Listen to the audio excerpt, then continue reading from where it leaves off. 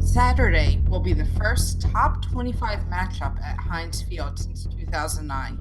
The Louisville Cardinals come into town coming off a tough loss against Miami.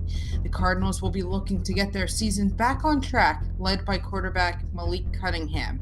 The Panthers defense will need to step up to stop him and the other offensive weapons. We preview the matchup and more on this week's Hail to Pitt podcast.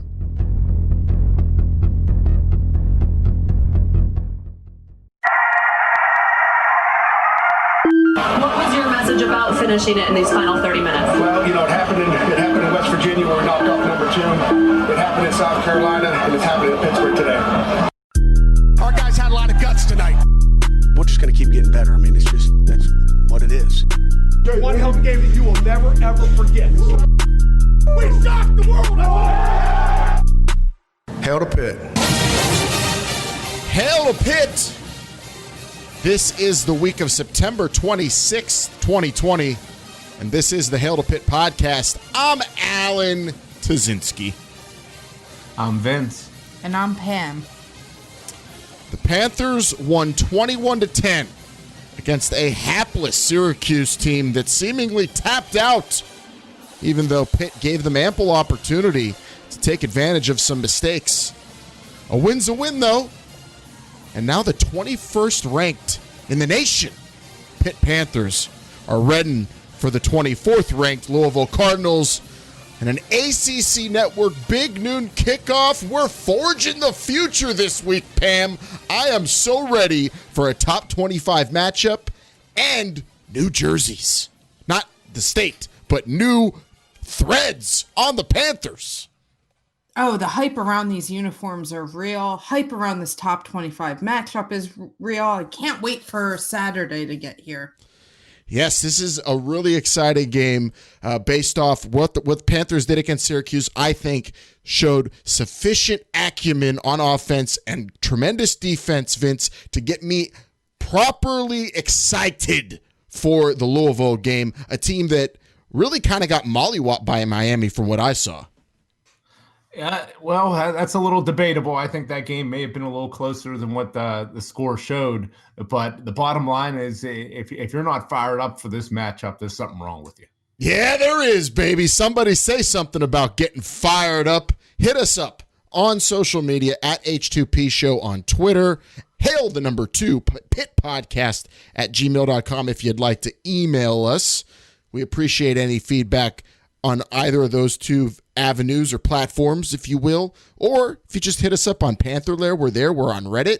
We love interacting with all the Panthers about our Pitt Panthers. And of course, this is a pretty easy podcast production. You can get your own podcast started today and have your own personal producer to work with at a very low rate. Just go to prettyeasypodcasts.com.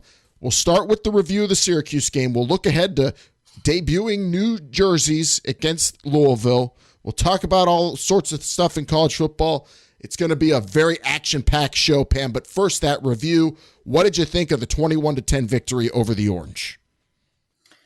I think they did what they needed to do to get out of there with a victory. I think at times the offense wasn't super impressive, but the defense played very good against I thought overall against a not explosive Syracuse offense, to put it kindly. I thought it was weird towards the end of the game. Dino Babers still had 2 timeouts and he didn't use them, which, that's a little mind-blowing as well. But I thought overall it was an okay, mediocre performance for the Panthers. Nothing horrible, but nothing excellent either.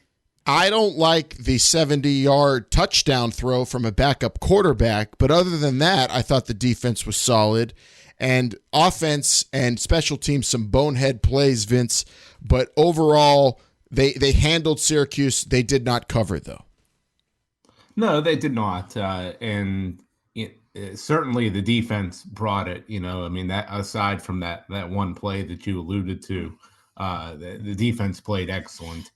Getting out after the quarterback like they needed to, making some splash plays, some turnovers like they needed to. And got off the field on 3rd down, which I think was just absolutely huge in this game. Syracuse only 2 conversions out of 14. So I really think that speaks volumes for where this defense is at. They're going to have a big step up in competition this week for sure. But I think it bodes well that they were able to dominate a bad team. And the defense was put in bad positions a number of times with 2 missed field goals, and then a botched snap too. So they had to work in not great field position. They were able to get off the field, like you said, on the third downs. If not, that probably in some of those instances would have led to some more points for Syracuse. 7 sacks. 7 sacks. Shad Weaver back in the fold, 2 sacks in the game, making his debut. The stars were out as well. He and Paris Ford showing up big all over this game. Super impressed by them, and really, you should be doing that against the Syracuse Orange. We talked about it before, and of course it's Syracuse, so I'm always nervous playing that team even when they're bad. Pitt always seems to play to their level. They kind of did. Like you said, with the botched snap, it felt like, oh, here we go again. And then, of course, you got Kessman missing field goals left and right. Or were they both left? Or were they both right? I don't remember, but they were misses. And I don't know. I'm kind of not so worried about him because he has, I think, had bad games before and bounced back, right, Vince? Am I wrong about this guy's been kicking for a while? Yeah, and I guess 2 points with that. I think, say if they make those 3 field goals and Pitt wins 30 to 10, I think everybody's probably feeling a little bit better about this game. But that's what happened. And yes, Kessman has bounced back, but I think you got to start questioning, do you bring in possibly another kicker to kick whenever, it's within 40 yards? A short distance kicker. Yeah, I mean, that kind of stuff's been done before around the country. I think it at least needs to be, considered or looked at. I'll admittedly, I don't know about the other gentlemen that are on the depth chart at the place kicking position. I don't know. We haven't seen them kick in a game, but I think it's at least something that's got to be explored or at least talked about. I think you give them one more game.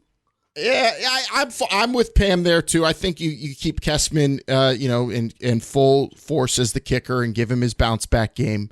But I have heard actually rumors that an old Pitt legend has resurfaced, a very famous intramural kicker from up there at the Cost Center named Craig Icavino, and maybe you call someone like that. He's also a longtime rival of Pat McAfee, so they do have that option, Vince.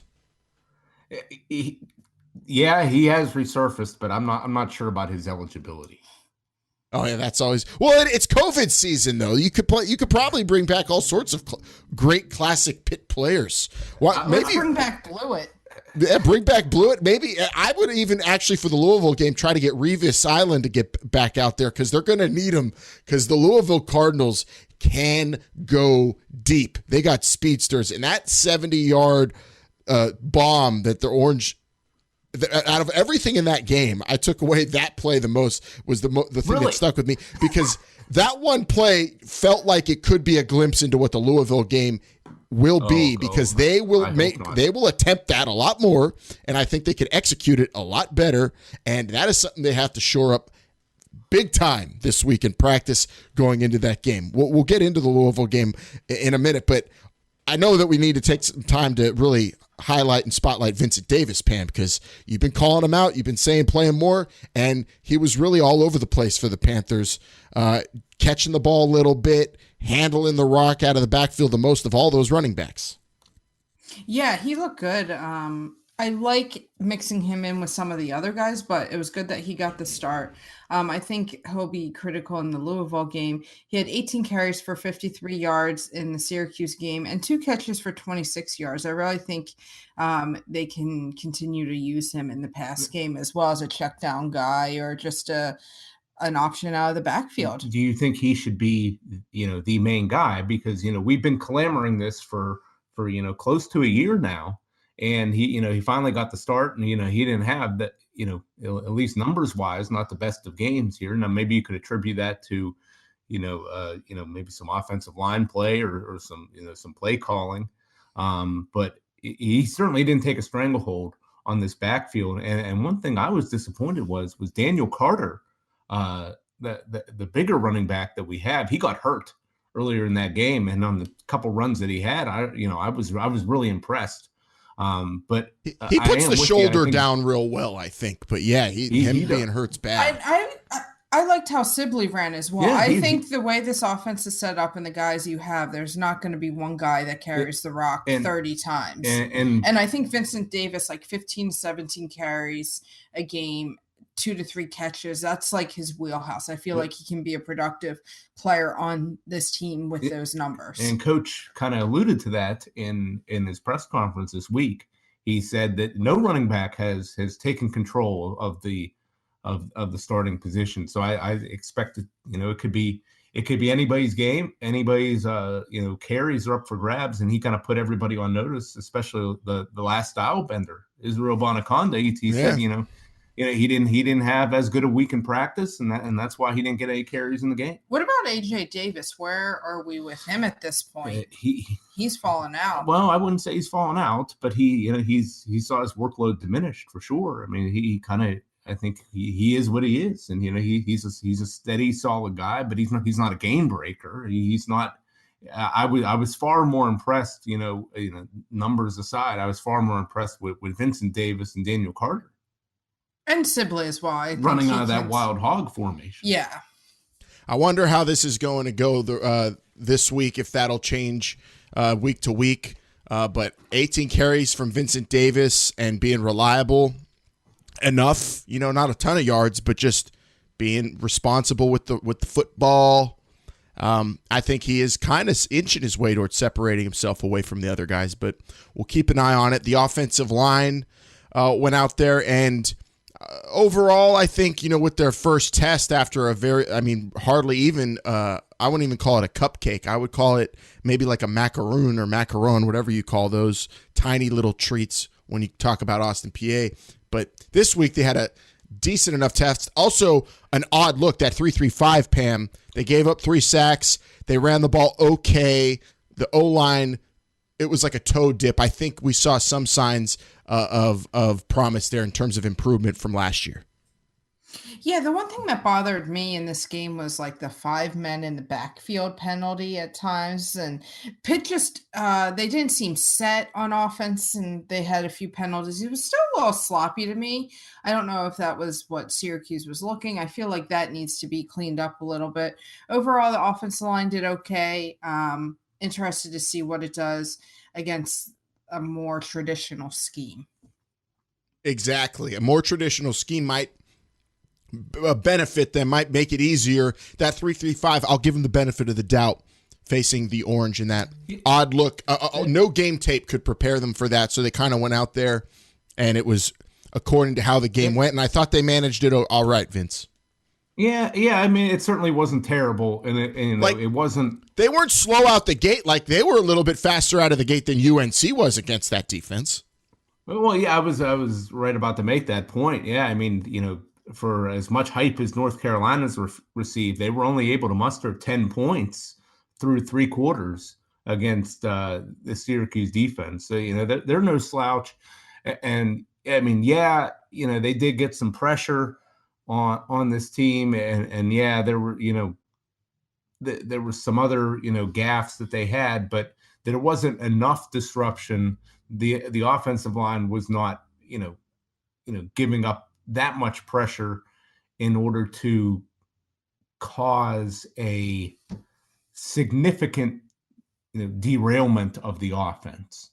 And that, there was no, there weren't too many, there was no too many fumbles. I know there was one on that backward pass at the beginning of the game, but there wasn't a whole lot of there wasn't enough to really make it, that serious. Now, if you're playing a really good team and you give up, one good big play could be the difference. But I thought, the offensive line played pretty well. I think it's a work in progress. It's going to get better. They're going to have to take another step this week. Yeah, it felt like they were in control for the most part. And then also defense, they gave up a field goal after the fumble pass, right? That was only the first 3 points Syracuse scored. So also, defensively being able to face that adversity and just give up 3 points. Also, you like to see that. So overall, Pitt controlled it. They handled the responsibility of being the favorite in that game well. And, they learned some things about themselves, like, Pam, that their tight ends still can't catch footballs.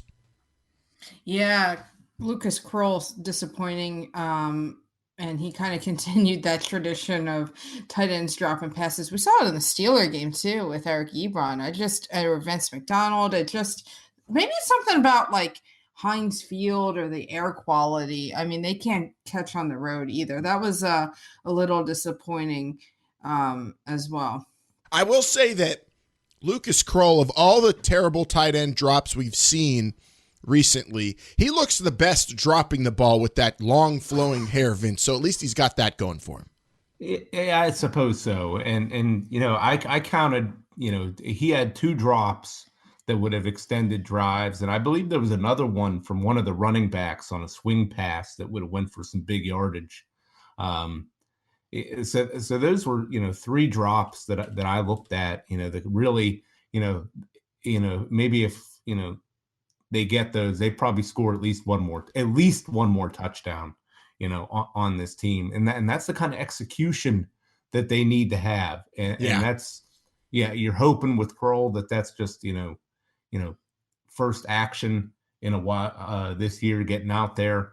Hopefully, these tight ends can really, get on track. But maybe at the end of the day, I'm not quite sure how much they matter that much, because I have been very impressed with Jordan Addison and transfer receiver DJ Turner. Yeah, they're the 2 main guys. These guys are making some excellent catches all over the field. Shockey also getting involved. Drive Wayne did really well. Yeah, Jared Wayne getting involved. You got to look at this, and it's like this receiver room, even without Tayseer Mack, just seems to be night and day to me. From where it was last year and even some years prior. They got some guys that are, maybe not, any blazers on this team, but, just a lot of guys that are smooth route runners that can catch the ball and make some plays whenever they get it. Yeah, that's really exciting to see. And I think facing a team like Louisville also, it's going to get the receivers, I think that whole room will get up for this game. You're going to look across and see, Tutu doing his thing and Louisville garnering all this attention offensively. You're going to want to show up and keep up with them and prove that, Pitt has wide receivers too. Pitt could, score points too. So I think the challenge this week falling into their lap is exciting, an exciting challenge for the receivers. Before we wind down our review here of the Syracuse game, though, I want to bring in a new guest here, Pam, for a special conspiracy theory segment here on the Hail to Pitt podcast, Mr. Jesse the Body Ventura, to talk about Pitt tight end drops, because, Pam, these been happening so long. Could there be point shaving going on for the Pitt Panthers, just like there was back in the early 2000s in basketball? Point shaving there. What about these tight ends? Are they shaving points, dropping all these balls? No, I don't believe in conspiracy theories, but also you'd think that the tight ends would catch a few to make it not seem so obvious if that was the case. Yeah. The thing about Pitt basketball point shaving is they might have been able to get away with it because they were damn good. So they, here and there, a miss layup, I guess, didn't hurt them, but they were in some dogfights in the Big East. We'll get into the point shaving talk in just a moment. Let's preview Louisville now. 1-1, ranked 24th in the nation, according to the AP, and they got beat by the U. The game of the week on Saturday, 47-34. Vince, you think it was closer than that? I watched the whole game. I felt like Miami had control. Louisville looked explosive, but damn, they couldn't stop the U. Well, that's true. They could not stop especially in the third quarter. The game got out of hand a little bit, I thought. I guess I suppose so, but also I think it was lots early in the game as well. There was a couple times where Louisville got into the red zone but had to settle for field goals. While Miami, they were getting the red zone, they were scoring touchdowns. And I look at that. I look at Louisville had 3 turnovers. Miami didn't have any. The yardage was relatively even I think this game was a little closer than what the score had, but red zone opportunities, turnovers. I think that was really the difference in the game. I would not look at the fact that Louisville losing this game and losing it by double digits is any reason to think that they're not a formidable opponent. Oh, of course. Yeah, of course. Yeah, that's one thing you do have to take away from this is that Louisville may have gotten beat by double digits and kind of embarrassed in a big-time game against a big-time opponent, but that doesn't mean they're not going to be a formidable opponent. They're not going to be a tough out for the Pitt Panthers. Explosive on offense. They were only outgained, you said, 50 yards in that game, but the turnovers were what broke their backs, and you got Malik Cunningham going out there. He's getting all sorts of praise as a top ACC quarterback in a year where ACC quarterbacks are pretty damn good. Des Fitzpatrick, Tutu Atwell. These guys out there are big-time playmakers who can have home run type of plays. They looked explosive to me, and I am very nervous because if it becomes a track meet, I don't know if Pitt has the gas tank to keep up with Louisville. Like if it's like that Miami game without the turnovers, you got to get turnovers against this team, Pam, or else you have to score 47 points. Yeah, and Javion Hawkins, too, on the ground for Louisville is a big threat. This game, it's going to be – there's something really interesting to watch on Bad here. And I think the great blog, what's it called, Cardiac Hill, had this stat. Last season, only 6 teams had a red zone touchdown conversion rate worse than Pitt at 37.5. So Pitt was one of the worst in the nation at red zone touchdown rate. And then last year, only 4 teams in college football allowed a red zone touchdown conversion rate higher than Louisville. So Pitt's really bad at scoring touchdowns in the red zone. Louisville last year gave a lot of touchdowns up in the red zone. So I think it's gonna come down to a lot of red zone opportunities for Pitt and not settling for field goals, regardless of how Kessman's kicking. They need to get 7 when they get down there and take advantage and put the pedal on the metal on offense, because this Louisville offense will score. So we need to extend drives and maybe have a few splash plays and take a shot downfield occasionally. Are you even suggesting that Pitt may need to maybe go for it on 4th down, like a 4th and 1 from the goal line, something like that? Something like that. Okay. Pat Narduzzi, I think he might do it, Vince. Well, we'll see. I think there could be times in this game and where that's necessary, but also you gotta let's point out Pitt's red zone offense actually has been pretty good this year. I think they've been getting touchdowns this year. I mean, with small sample size, but they have been. Absolutely, they need to be able to score. And yes, we could talk about controlling the clock all we want, to keep Louisville's offense off the field, keep the defense fresh. I'll tell you something right now. I'm very confident in this defense, because staying fresh, at least because we're rolling too deep on the defensive line. What about the back end of the defense, though? Well, we're rolling I'll get there. We're rolling too deep on the linebackers. I think those are the key guys. They're going to be the ones that have to really chase down, Malik Cunningham. They're the ones that got to stay on top of it. Now, I'm not quite sure what the scheme is going to be. Are they really going to be playing this quarters coverage the entire time, or are Hamlin and Ford, are they going to be asked to cover slot receivers and tight ends often? It's going to be interesting to see, because as you alluded to, Alan, Tutu Atwell is a game breaker at receiver. This guy has tremendous speed, and we do not want a repeat of that over the top pass that happened last week. Yeah, and I think defensive linemen getting hands on balls could be a huge help in this one. Okay. I'm hoping that's when you're saying they go too deep.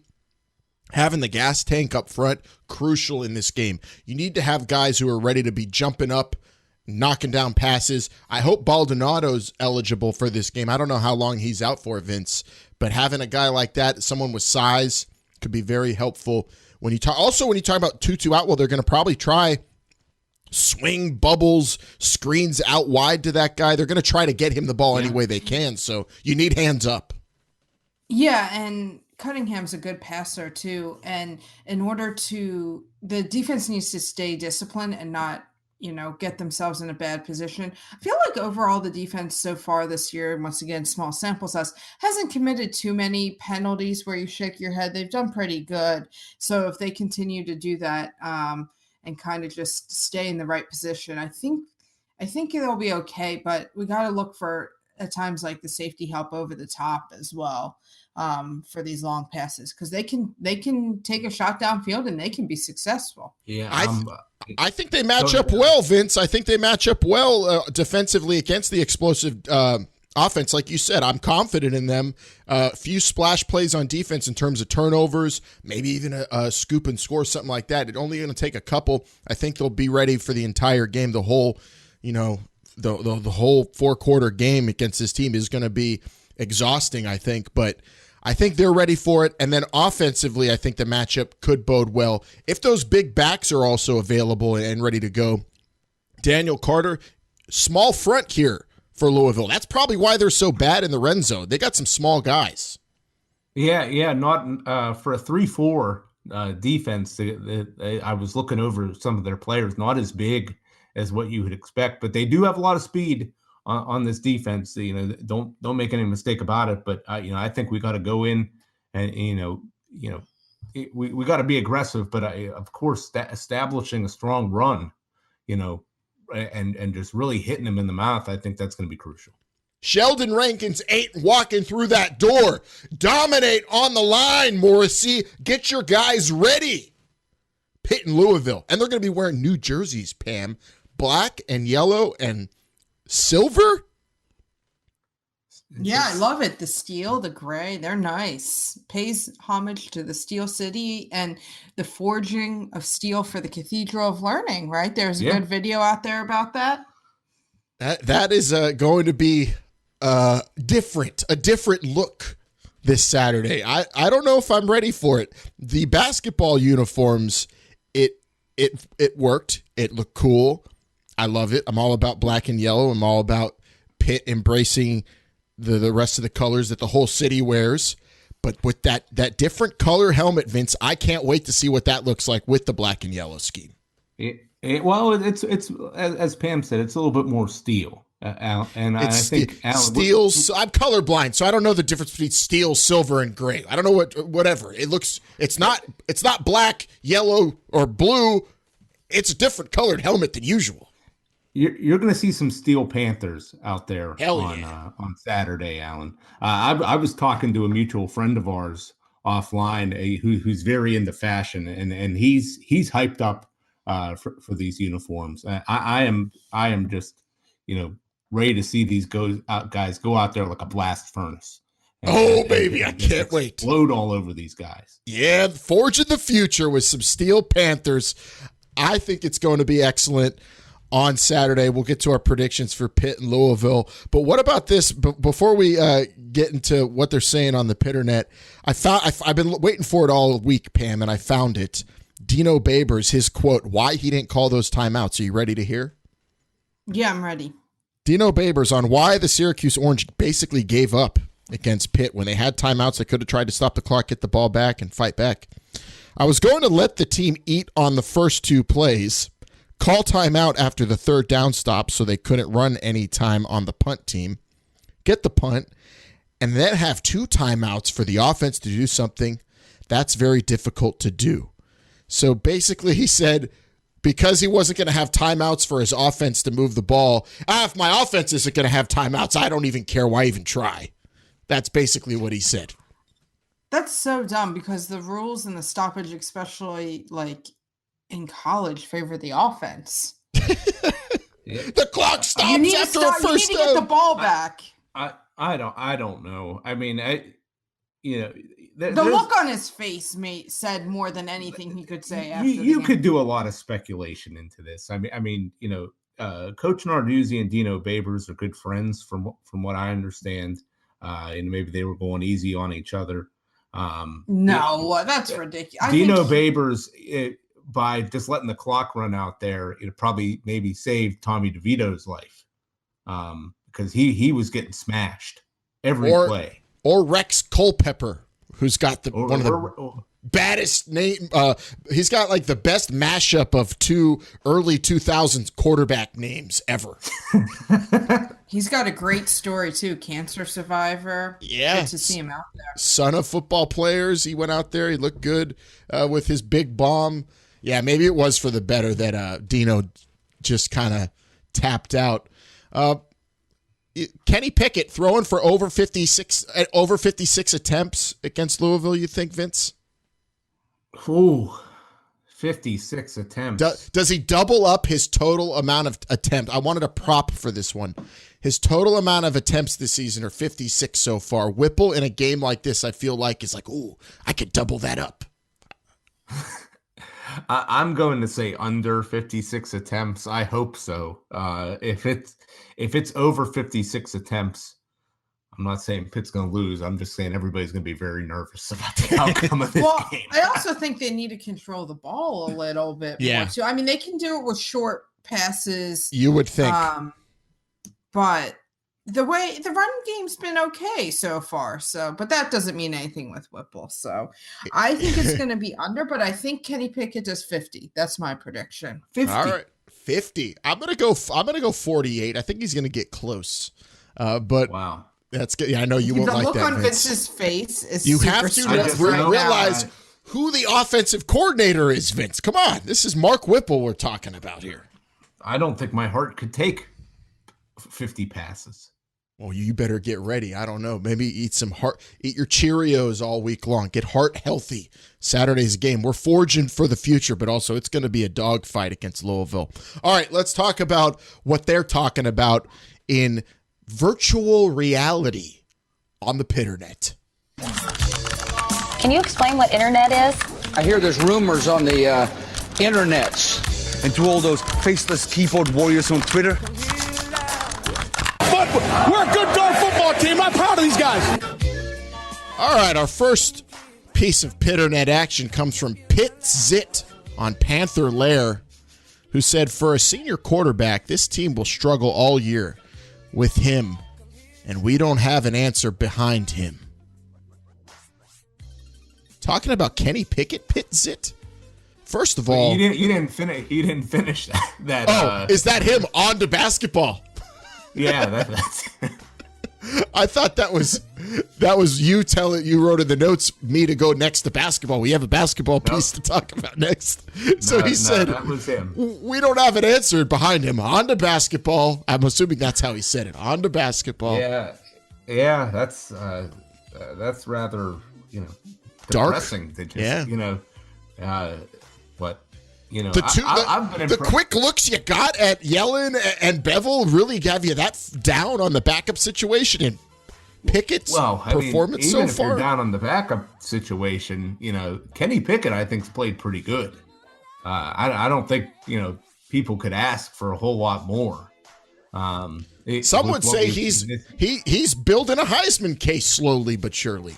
Yeah, I agree with that, and we'll see. He's going to have a big stage here on this big noon kickoff, and possibly a shootout situation against a high-powered offense, and they're just going to be going blow for blow, and we'll see who comes out on top. But Kenny has proven that given the right situation, he can do very well. Yeah, I was down Jerry's Records in Squirrel Hill earlier today, and I was talking to this old timer there, and he even was pretty optimistic about Kenny Pickett. And usually those old timers don't say stuff like, "Oh yeah, I think the kid's good. I see a little Marino in him." No, I rarely see anyone talking about Kenny in this way.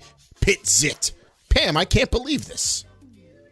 Yeah, it's shocking, but people are very negative at times on Panther Lair, even when they're 2-0 and they won 55-0 or whatever. So. I guess, he wanted it. So on to basketball, Pitt Zit. And for basketball, we're going to go to Carl K for our next thing from the Pitternet. I played with people at Pitt that shave points. Yeah, that's Carl Krauser.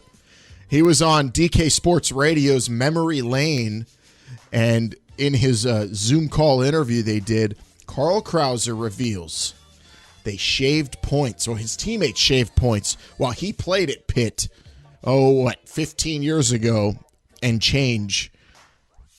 I don't believe it, and if it's true, I don't know who the hell it could have been.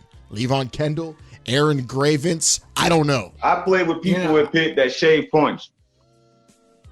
Yeah, this is bizarre, and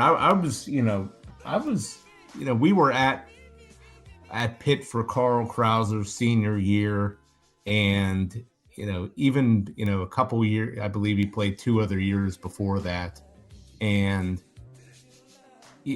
I'm gonna have to go back and start looking at some of these rosters and maybe rewatching some of these old games, because he's saying that guys that were great finishers would just not make baskets at certain times, and then he had to just take over the game himself.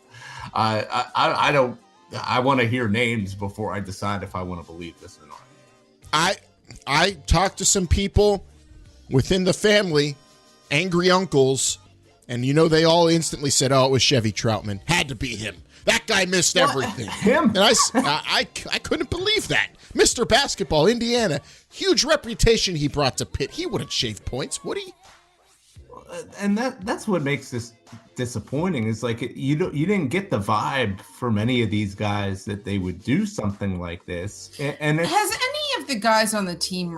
I haven't followed this story. Not that I've Has seen. anyone come out? It hasn't even gotten much attention either. So I don't know. I think it's sour grapes, maybe, Pam? You think it's sour grapes from Carl Krauser? I'm not saying he's lying. It seems like it's a story that's not getting much legs, which I think is fine, since it's just one guy saying one thing. And it's horrible that I really don't want this to be true.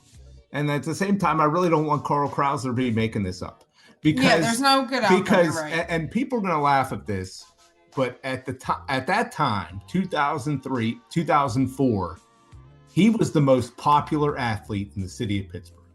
Yeah. And I mean, this is before Ben Roethlisberger and Troy Polamalu, and before Ben Roethlisberger made Hines Ward into a star player.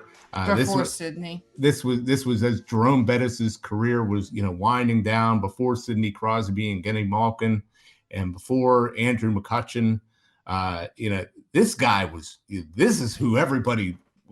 This was that dude, and to see something like this is just horrible. It just makes me sick. It is, but also it kind of gave me courage. So this week on the show, I want to reveal something.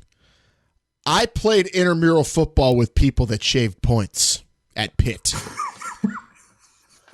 And I'm not going to write a book where I'm going to name names like Carl Krauser said he's going to do. I'm going to say it. That Yoder guy, Vince, he dropped too many passes in the end zone.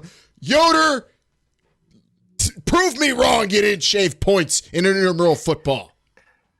I didn't know him personally, but I played on the team with him, and it looked very suspect. And he was the guy. We all lived on the same floor, but that was the one guy that didn't live at Lothrop, right? I'm just saying. Yeah. But this is he was infiltrated by bookies in another dorm. I don't know what was going on, but I know that I should have a championship trophy behind me here in the studio, in the shadow of the cathedral. Damn it. All right. Shaving points aside, let's see what they're talking about at the barber shops where the people are getting a shave, talking Pitt sports. What are they talking about, you think, down at the barber shops all over Pittsburgh? This point shaving situation has really garnered a lot of discussion around, people that are trying to remember what happened 15 years ago. Yeah, it's tough to remember, but a lot of people do. Another Saturday coming, and the Panthers are playing, trying to find out what the answers are saying.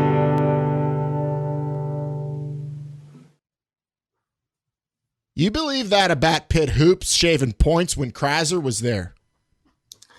I think they're still doing it. You see the team lately in that? Yeah, but I know back then it wasn't Sam Young, though. That guy, he was just too good. He wasn't shaving points at all. They sure could use him these days. Hail to Pitt. What the injuries are saying. So that's what the Inzers are saying. Just a bizarre situation for 2005 Pitt basketball. I always thought the scandal with that team was that Sam Young was 55 years old and playing college basketball. That was the one thing I thought would come out about that team, not point shaving. That's really never been, totally unearthed. His birth certificate for, what year was he actually born. But moving on, Alan, we have you guys like to speculate today. This should be like Hail to Conspiracy Theory pods. Oh my goodness. The stories that we could, we could do a whole show on, what was happening on campus in the mid 2000s. I'm not going to be on that one. Yeah, we may have to start a Patreon just so we could put that stuff. That stuff you got to pay for. I think we might have to start a Patreon for that, Pam. That's a good idea, though. Maybe that'll be a special episode. If Pitt wins the ACC, maybe we'll do that one. But Alan, moving on, we got another conference joining the fray in college football this weekend. It's like the Royal Rumble. Another conference joins. Oh, yeah, this is going to be good. A deadly draw, and we're getting the SEC. Oh, college football. Welcome back, national champs, LSU Tigers. Welcome back, Auburn Tigers. Kentucky, Mississippi State. We got Mike Leach, and we got Lane Kiffin coaching this weekend in college football, in addition to Pitt Louisville. And another big game with Army and Cincinnati. Two teams that have been really impressing people a lot lately. This is going to be easily the best weekend of college football so far. Yeah, no doubt about it. It's got the most games. We got 3, top 25 matchups. We got some other, ranked teams that are going to be going at it. We're going to be talking about a few of them here. This is a very under the radar game, in my opinion. Number 23 ranked Kentucky Wildcats getting 7.5 points on the road at the Auburn Tigers on the Plains. Auburn ranked number 8. I think we could all sort of start out by saying that we don't care for Auburn. I don't care for Auburn. But Pam, I know you're a big Bo Nix fan, and I got a suspicion that you're picking Auburn in this game. I don't know if I'm the big Bo Nix fan. I think I said one time if he can take a step up, Auburn will be a competitive team this year. I don't think that makes me a big. You like Bo Nix? You love Bo Nix. I like him. I like the magic of Bo Nix against Oregon, but I mean, I don't know. I don't want that to be a thing I'm known for. Aren't you that one that likes Bo Nix? Yeah. I don't want to be recognized as the Bo Nix fan when I'm walking down the street. I definitely think Auburn's going to pull away here. It'll be interesting to see what any of these SEC teams look like. But I think even though Auburn lost a lot, especially on the defensive side of the ball, I think, and here we go, if Bo Nix can take another step forward, I think Auburn will be pretty competitive in the SEC this year. Yeah, people are expecting big things for them and big things for Florida. Meanwhile, the national champs are getting disrespected, even though Coach O's at least he's on 60 Minutes and getting national attention still, but no one's picking them. I'm going to watch all these games. I am really excited to see that transfer they got from North Dakota State at LSU, Vince. That's the guy I'm waiting to see. Jabril Cox, who's supposed to be their next great beast on the edge. So I'm going to be watching players in the SEC this week. I'm excited to see, including Bo Nix. I like watching him play football. But really, besides Pitt Louisville, the game of the week is Georgia Southern and the Ragin' Cajuns, the number 19 Ragin' Cajuns. That's also a big noon kickoff. Get your double screens going. Have that on your small screen with Pitt Louisville.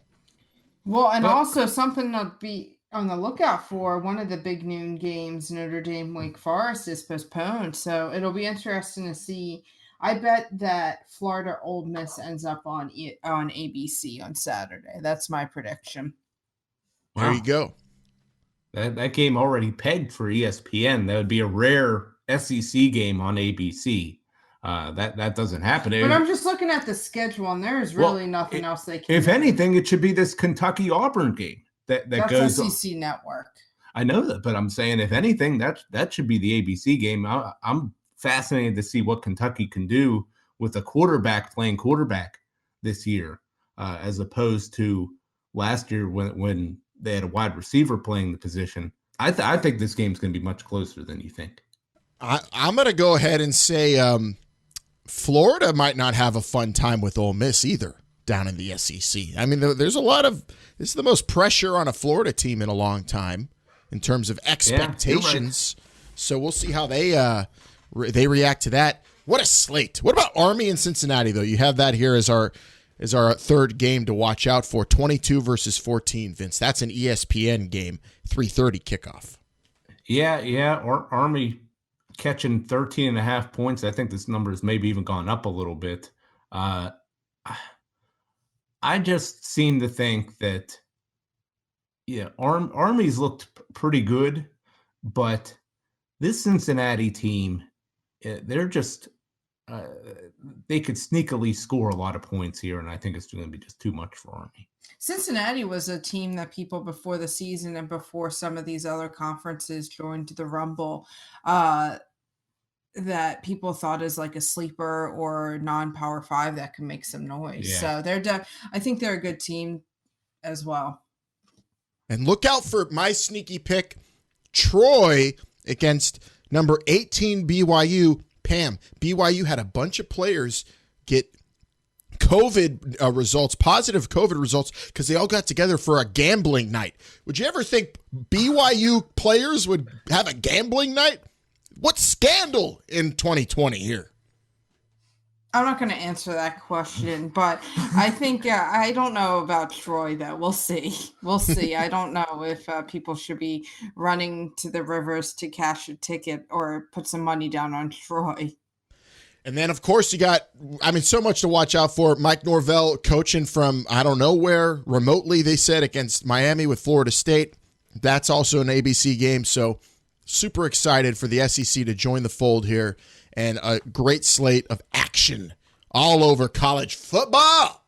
Enjoy it. And we're going to give our Pitt Louisville score here. And I don't know. I don't want to go first, Pam. I like seeing what you do first. I'm going to go Pitt wins 36-34. Whoa, my God. Yeah, was that my score last week? The defense will score. No, I think I was 30. I was 36-33 last week against Syracuse. I was way off. Yeah, no, I think it's going to be a high scoring game, and I think the defense is going to get a score or a key turnover at the end of the game to get the stop. So 36-34 Pitt. A weird scoring, weird things are going to happen. All right, that's going to be, I don't know, not good for your heart there, Vince. If you're concerned, that score right there. I think his heart's already under stress thinking about this. You should see him. It's terrible. This is a tough ball game to pick. I'm going to go with the Panthers. I'm going to say 31-27. Pitt's going to win this game, and I think the key things on defense, tackling is going to be so critical. Tackling is going to be absolutely critical. I think there's going to be guys in open space, and they're going to have to bring them down whenever they get their hands on them.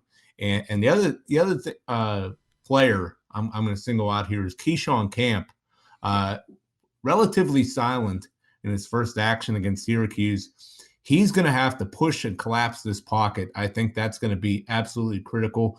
We've seen how great Kalijah Cansey's been, getting a couple sacks in his first couple games. But Keyshawn Camp's got to rise to the occasion here, collapse that pocket. Cunningham's going to try to escape to the outside. I think we're going to do a good job keeping it contained. Can't let him get up the middle and get first downs quickly on the ground. Keyshawn Camp's going to have a big game. I'm with you. I think Keyshawn Camp sees that. He sees Kalijah having success early, and I think he goes out against Louisville, and he says, Kalijah can see me, and I'm going to go out there, get 3 sacks, maybe cause a fumble, and help Pitt win. I think Keyshawn Camp's going to be your player of the game, and I think Pitt will win 30-25. Book it. Panthers win, and we're rolling, and they're going to probably be ranked top 15 after this win, beating a top 25 team. Again, it depends on who wins and loses above them. But you would expect a victory over a top 25 team to really catapult them forward. And we're going to forge forward, forge the future. Pitt women's soccer forging the future as well. Ranked in the top 25 for the first time ever. They're number 12, so I'm hoping Pitt football gets this win, Pam, and we got 2 number 12 ranked teams nationally on campus. That'd be a great thing to have for the Panthers. That'd be a swell thing to have in a time where people are looking for swell things to have. Why don't you have yourself a weekend? Watch some college football. Enjoy the outdoors a little bit more. It's getting a little chillier, but you can still go out there and build a pizza oven or just smoke some meats. Whatever you want to do. Still watching football outside weather, right, Vince? Oh, it's always football outside weather, especially in the Steel City, forged by steel. We're forged by steel, and we're not shaving anything here on the show, Pam. I'm not shaving the rest of the season just because of what Carl Krauser said. I don't want to be accused of anything. That's right. Although I do have a wedding in like a month, so I think I have to shave. Oh well, we'll figure that out. Hey everybody, thanks for listening. Pam, you got anything left? Nope. Hail to Pitt. Hail to Pitt. Hail to Pitt, everybody. We will see you next week. Let's beat Louisville in our black, yellows, and iron-colored jerseys. Party on till next week. Thanks for listening.